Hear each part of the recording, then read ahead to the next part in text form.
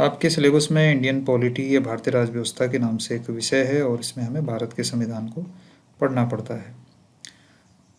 Indian constitution या भारत का संविधान भारत का सबसे बड़ा कानून है या सुप्रीम लॉ हम इसे कह सकते हैं, और बाकी सारे भी जितने भी लॉ हैं हमारे देश के, जितने भी कानून हैं वो सभी भारतीय संविधान के अंदर ही आते हैं। जैसे हमने सुना है कि भारतीय Indian civil code, Indian penal code, Bharatiya Nyaya संहिता, भारतीय दंड संहिता, ये जितने भी ऑर्गेनाइजेशन इस देश में होते हैं हर एक के अपने लॉ होते हैं, अपने कानून होते हैं। जैसे कि आपके स्कूल, जैसे आपने उत्तराखंड बोर्ड से पढ़ा है, या अभी आप जैसे यूजीसी या किसी विश्वविद्यालय में पढ़ रहे हैं, तो हर संस्था के अपने फिर कानून होते हैं। लेकिन ये सभी कानून संविधान की सीमा के अंदर आते हैं, इसलिए सबसे बड़ा या सुप्रीम लॉ हम किसे कहते हैं? भारत के संविधान को कहते हैं। और बाकी सभी कानून, जितने भी छोटे कानून हैं, वो इसकी सीमा में आते हैं। यह इस तरह से भी पूछा जाता है कि भारत में सर्वोच्चता किसकी है, या सबसे ऊपर क्या है? न्यायपालिका है, सरकार है, कार्यपालिका है, क्या है? यह व्यवस्था हमारी जुडिशरी है, न्याय है। तो भारत में सर्वोच्च स्थिति पर संविधान को रखा गया है। न तो हमारे यहाँ सरकार ऊपर है, न न्यायपालिका सर्वोच्च है। हमारे देश में सबसे ऊपर स्थिति या सर्वोच्च स्थिति किसकी है? संविधान की है। अब एक चीज़ थोड़ा ये भी ध्यान में रखना है कि हमारा एक भारत जो है एक लोकतंत्र है, भारत एक जनतंत्र है। एक जनतंत्र में क्या होता है? जनता सबसे ऊपर होती है। तो संविधान बनाया किसने है? भारत की जनता ने बनाया है। हालांकि भीमराव अम्बेडकर जी का नाम आता है, लेकिन भीमराव अम्बेडकर जो थे प्रारूप समिति के अध्यक्ष थे। 389 मेंबरों की संविधान सभा बनी थी जब संविधान बनाना था। बाद में मुस्लिम लीग और कुछ ये पाकिस्तान अलग हो गया था, तो बाद में 299 मेंबर इस तरह से बचे हुए थे। तो संविधान किसने बनाया है? संविधान सभा ने बनाया है, और उसमें प्रारूप समिति के अध्यक्ष जो थे वो भीमराव अम्बेडकर जी थे। तो सामान्य रूप से तो देखा जाए भारत में सर्वोच्च स्थिति किसकी आती है? जनता की आती है, क्योंकि हमारा देश एक लोकतंत्र है। तो ये ध्यान में रखा। उसके बाद संविधान है। अगर हायर की हम देखें, संविधान देखा जाए तो फिर 3 विषयों की बात करता है। संविधान के 3 विषय होते हैं, इस तरह से भी हम बोल सकते हैं। एक सिटीजन है या नागरिक है, और एक होता है आपका राज्य, और एक होता है तीसरा विषय है इसका सरकार। तो संविधान जो है 3 ही विषयों की बात करता है, ये हमें थोड़ा सा ध्यान रखना चाहिए। संविधान के 3 सब्जेक्ट हैं, सिटीजन है, नागरिक है, राज्य है, सरकार है। अब संविधान अगर देखें तो संविधान के बाद सरकार आती है। अगर हायर की हम देखें इस तरह से, तो संविधान के बाद किसकी स्थिति है हमारे देश में? सरकार है। सरकार फिर 3 हिस्सों में बंट जाती है, ये हमें ध्यान में रखना है। एक कार्यपालिका होती है या एग्जीक्यूटिव होता है। दूसरा अंग सरकार का व्यवस्थापिका होता है या संसद। व्यवस्थापिका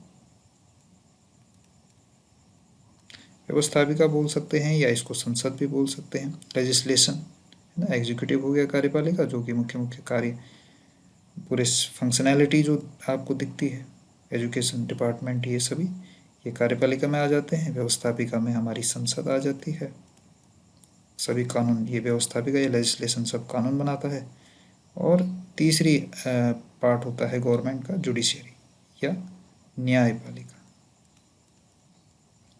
तो ये आपको 3 अंग सरकार के ध्यान में रखने हैं। सरकार होती है, सरकार के 3 अंग होते हैं। और संसद भी, जो हमारी पार्लियामेंट है, हमारे देश में पार्लियामेंट्री सिस्टम चलता है, संसदीय शासन प्रणाली है हमारे इस देश में। तो संसदीय शासन प्रणाली का मतलब जो कानून बनाना, और जो देश में कानून व्यवस्था है, जो लॉ रूल वगैरह सब हमारी पार्लियामेंट बनाती है।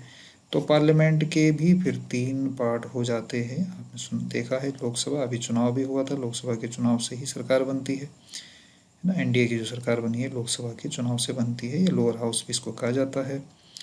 दूसरा अंग आता है राज्यसभा, जो कि राज्यों से चुन के जाते हैं हमारे प्रतिनिधि। और तीसरा अंग होता है इसका राष्ट्रपति।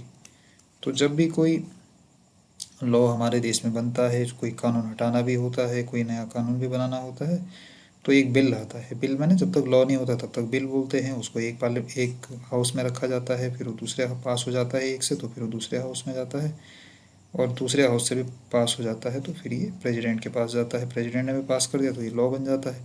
तो ये कुछ बेसिक चीज़ें हैं जो हम अभी आगे देखेंगे। तो इसके बाद में हमें थोड़ा सा अपने संविधान का इतिहास भी पता होना चाहिए कि कैसे संविधान यहाँ तक हम पहुँचे। सबसे पहले जो लिखित कानून हमारे देश में आए ये अंग्रेज़ों की देन है। अंग्रेज़ों से पहले हमारे देश में लिखित कानून नहीं हुआ करते थे।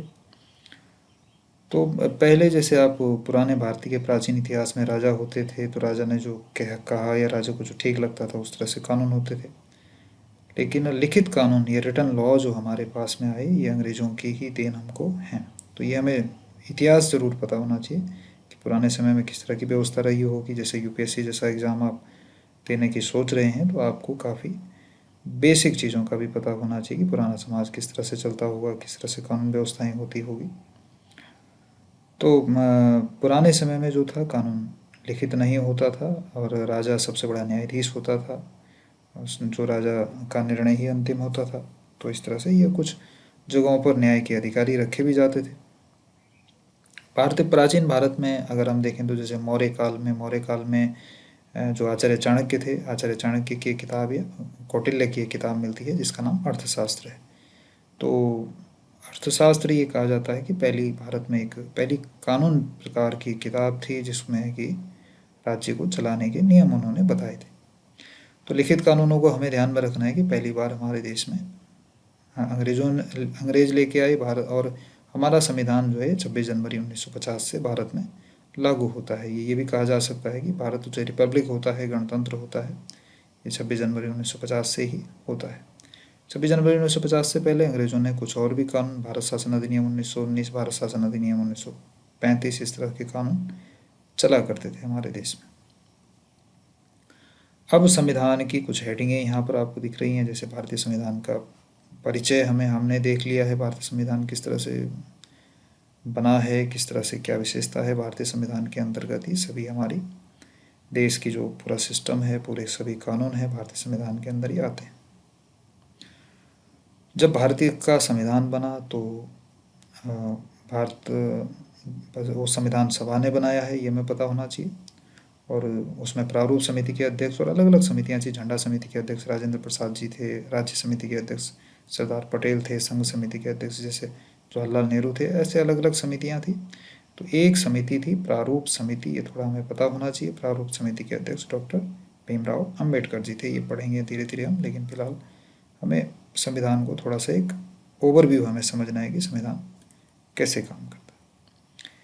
इसके बाद जैसे संविधान में 22 भाग हैं, ध्यान में रखना है, अलग अलग भागों में संविधान में अलग अलग चीज़ें दी गई हैं। तो हमारे संविधान को 22 भागों में बांटा गया है। एक एक करके हम इस संविधान के भागों को भी पढ़ेंगे। तो सबसे पहले जैसे संघ और उसका राज्य क्षेत्र, ये पहला भाग है संविधान का। ये संविधान के पहले भाग में संघ और उसके राज्य क्षेत्र, यानी कि भारत में एक सेंट्रल गवर्नमेंट होती है, एक स्टेट गवर्नमेंट होती है, एक राज्य की सरकार होती है, केंद्र की सरकार होती है। तो वो दोनों सरकारें या नए राज्य हम कैसे बनाएंगे, पुराने राज्यों को कैसे हम हटा सकते हैं, उनकी सीमा, और जैसे कि इस आर्टिकल 1 में कहा गया है कि भारत राज्यों का एक संघ है। तो इस तरह से हमें ध्यान में उसको हम पढ़ेंगे। अगला जो है सिटीजनशिप के बारे में है कि अब हमारे देश में सिंगल सिटीजनशिप चलती है। या तो कोई भी व्यक्ति भारत का ही नागरिक हो सकता है या किसी दूसरे देश का ही हो सकता है। अगर भारत के नागरिक ने किसी और देश की नागरिकता ले ली तो भारत की नागरिकता उसकी स्वतः समाप्त हो जाती है। तो भारत एक कैसी सिटीजनशिप है हमारे देश में, एकल नागरिकता है या सिंगल सिटीजनशिप है। तो नागरिकता के बहुत सारे कुछ और भी नियम हैं जो हम भाग 2 में पढ़ेंगे संविधान के। भाग 3 में मौलिक अधिकार है। मौलिक अधिकार किसको दिए गए हैं, नागरिकों को दिए गए हैं। जैसे हमने देखा था कि संविधान के 3 विषय होते हैं, नागरिक, सरकार और राज्य। तो यहाँ पे मौलिक अधिकार संविधान ने भारत के नागरिकों को दिए हुए हैं कि हर नागरिक जो है एक सामान्य जीवन यापन कर सके, जैसे समता का अधिकार, स्वतंत्रता का अधिकार, संवैधानिक उपचारों का अधिकार। तो इस तरह से 6 मौलिक अधिकार फिलहाल हमारे संविधान ने हमें दे रखे हैं। विस्तार से हम अभी आगे आने वाले समय में इसको पढ़ेंगे। राज्य के नीति निर्देशक तत्व हैं, ये डायरेक्टिव प्रिंसिपल्स होते हैं। जब संविधान बन रहा था तो उस समय संविधान बनाने के विशेषज्ञ जो थे, संविधान बनाने वालों ने कुछ नियम ऐसे भी रखे थे कि जब जब हमारी स्थिति ठीक हो जाए या समय के साथ हम कानून बनाते समय इन नियमों का भी ध्यान रखें। जैसे कि आर्टिकल 40 में महात्मा गांधी ने ग्राम स्वराज की बात की थी या पंचायती राज की बात की थी। तो फिर हमने 1993 में हमने पंचायती राज को भी संवैधानिक दर्जा दे दिया था। तो इस तरह से काफ़ी चीज़ें हमारे राज्य के नीति निर्देशक तत्वों में लिखी हुई हैं, जैसे महिलाओं के लिए कानून बनाना या महिलाओं को बच्चों का ध्यान रखना, इस तरह से कई चीज़ें उसमें हैं, इसको भी हम आगे अभी देखेंगे। मौलिक कर्तव्य हैं, जब हमें अधिकार मिले हुए हैं तो हमारी कुछ ड्यूटीज़ भी होती हैं, 11 मौलिक कर्तव्य इसमें देखेंगे, हम पढ़ेंगे। पांचवा भाग जो है हमारे भारत के संविधान का, वो संघीय संविधान है, यानी कि केंद्र का संविधान है, जिसमें कि अभी हमने पढ़ा था कि सरकार के 3 अंग होते हैं, तो सरकार कैसे चलेगी, केंद्र में राष्ट्रपति की भूमिका वगैरह, ये सब भाग 5 में, यानी कि केंद्र के संविधान में या संघ के संविधान में हम पढ़ेंगे। भाग 6 जो है इसमें राज्यों का संविधान है। इसमें राज्यों के संविधान के बारे में है कि हमारे देश में जैसे कि अभी 28 राज्य हैं, उनका शासन प्रशासन कैसे काम करेगा। फिर भारत की न्यायपालिका, लोकतंत्र और केंद्र राज्य संबंध, अलग अलग हम इस तरह से भारत के संविधान को पढ़ेंगे इसमें कि किस तरह से भारत का संविधान काम करता है।